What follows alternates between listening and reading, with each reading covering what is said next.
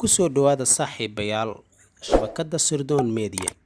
Waxaan idiin soo gudbinaynaa xusuus qorka sarkaal ka tirsanaa nabad sugidii Soomaaliya NSS sanadihii 1976 ilaa 1990 magaciisana la yiraahdo F Xiirane. Wuxuuna ku bilaabayaa ilinkii 1985 ayuu taliskii nabad sugidda qaranku ii diray safar shaqo oo aad u qalafsan inaan ku aado Itoobiya si aan dad qiimo u lahaa xabashida ciida ugu daro. ma ahayn markii ugu horeysay oo la ii diro Itoobiya. dhowr jeer ayaan magac dulsaara ku tagay, laakiin markaan waan ka duwanaa oo saraakiil Soomaaliyeed oo dalka ka baxsaday ayaa xabashi la soo saftay dagaalkii ay nagula jirtay. haddaba si aan u aado Addis Ababa waa inaan tago marka hore Lagos, Nigeria, kadibna aan u dhoofo Hungary oo ah halka aan dhul xabashi ka aadi doono. 4M Hotel la yiraahdo oo ku yaala Budapest ayaan u hoyday. subaxdii hore ayaa waxaa la igala soo hadlay soo dhaweynta, waxayna ii sheegtay adeegto joogtay soo dhaweynta inuu doonayo nin la yiraahdo Ibnu Idlib. shaki weyn ayaa i galay, waxaana u diyaar garoobay inuu dhici karo faldambiyeed la igu khaarijin karo. xaashiyar ayaan ku qoray telefoonka taliyahayga Xamar xafiiskiisa, waxaana saaray sariirta dusheeda si haddii la i khaarijiyo ay ciidanka nabadgelyada Hungary ugu yaraan ula xiriiraan xafiiskaas, kadibna warka geerideydu uu gaaro dhulkan u dhaartay inaan u dhinto. intaan hoos wada gaarin ayaan dabaqa labaad ku soo hakaday si aan aragti buuxda uga qaato qaybta hoose. nasiib wanaag waxay durba indhahaygu qabteen Korneyl Cabdulxamiid Xaraaq oo ka mid ah saraakiisha lafdhabarka u ah adeega nabad sugidda Suuriya. sanad ka horna aan marti ugu ahaa xafiiskiisa ku yaala Kafarsuusa, Dimashq.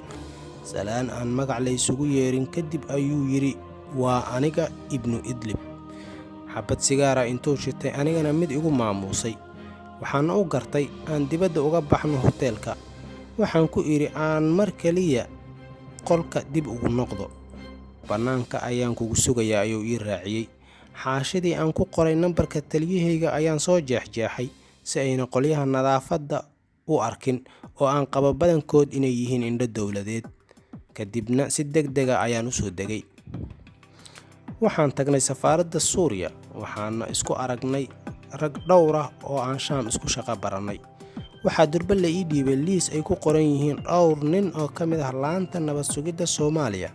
raggaas waxay Suuriyaan ku heleen warbixinno lagu kalsoon yahay oo caddaynaya inay sirta qaranka Soomaaliyeed u gudbiyaan Itoobiyaanka, una marsiyaan saraakiil ka tirsan ergada masaarida ee Xamar jooga.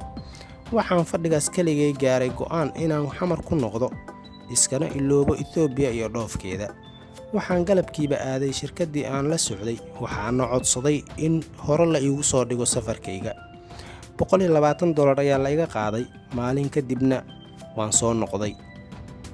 socod dheer kadib waxaan imid Xamar. madaxweyne Siyaad iyo taliyahaygii ayaan warbixintii u dhiibay, waxaana u raaciyey, jaalayaal, waxaan filayaa inuu dhintay wejigii aan ku tegi jiray Itoobiya.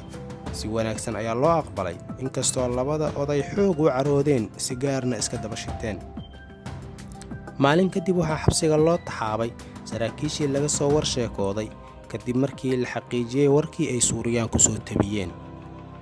bishii oo aan dhammaan ayuu madaxweyne Siyaad warqad gaara iigu dhiibay, waxaana u qaaday caasimaddii Umawiyiinta ee Dimashq. madaxweyne Xaafid al-Asad ayaan u siday mahadnaq ballaaran oo aan ka siday madaxweyne Siyaad. bogaadin dheeraad ah ayaa loo diray saraakiisha ciidanka qalabka sida ee Suuriya iyo kuwa aan muuqan. Suuriya oo aan igu cusbayn, waxaa sida caadada u ah madaxda dunida Carabta ay la kulmaan saraakiisha ammaanka xilliyada fiidka ee aan sidaa loo agdhoobnayn haddaysan jirin xaalad degdeg ah. Hotel Shaam oo la igu marti qaaday, waxaa maqrib dibadii igu yimid Generaal Hishaam Bakhtiyaar oo ka mid ah saraakiisha xisbiga Al-Bacth, wuxuuna ii qaaday aqalka uu deganaa madaxweyne Xaafid al-Asad oo aan ka fogayn dhismaha safaaradda Soomaaliya. war dheer kadib, Xaafid al-Asad wuxuu soo jeediyey madaxweyne Siyaad talo ay habboon tahay inuu ku dhaqaaqo fulinteeda. walaalkay waxaan jeclaan lahaa inuu ka fekero xiriirka Liibiya iyo korneylka xukuma waa Qadaafiye. Asad wuxuu ku qanacsanaa in Liibiyaanku la waasheen saliidda, isla markaana aqoontoodu ay yar tahay, ka xishoon maayaan inay dalal degan colaad ka huriyaan iyadoo aysan jirin faa'iido qarankooda uga imaanaysa. asad wuxuu yidhi waxaan qabaa in la joojiyo hantida ay ku shubayaan jeebabka jabhadaha hubaysan ee doonaya inay qaranka Soomaaliyeed dumiyaan iyagoo kaashanaya cadow kasta oo ummaddu leedahay inuu madaxweyne Siyaad soo celiyo xiriirka Liibiya si shartooda looga nabad galo warqad uu madaxweyne Asad ku suntan yahay ayaa la ii dhiibay jidka aan xamar u marayo oo ah jidda Sacuudiga ah darteed waxaa jirta cabsi inay Sacuudiyaanka oo Mareykanku dhabarka ka taabto ay baaraan boorsadeeda diblomaasiga ah si aysan taasi u dhicin waxaa xaashidii lagu tolay buug markaan xamar tago aan jeexi doono saaxiibayaal waxaan sii wadi doonaa oo idin soo diyaarin doonaa qaybaha kale ee xusuus qorka Xiirane ee la socda sheekooyinkeena xiisaha badan waxaan idinka codsanaynaa inaad channelka subscribe saartaan isla markaana aad share garaysaan sheekooyinkeena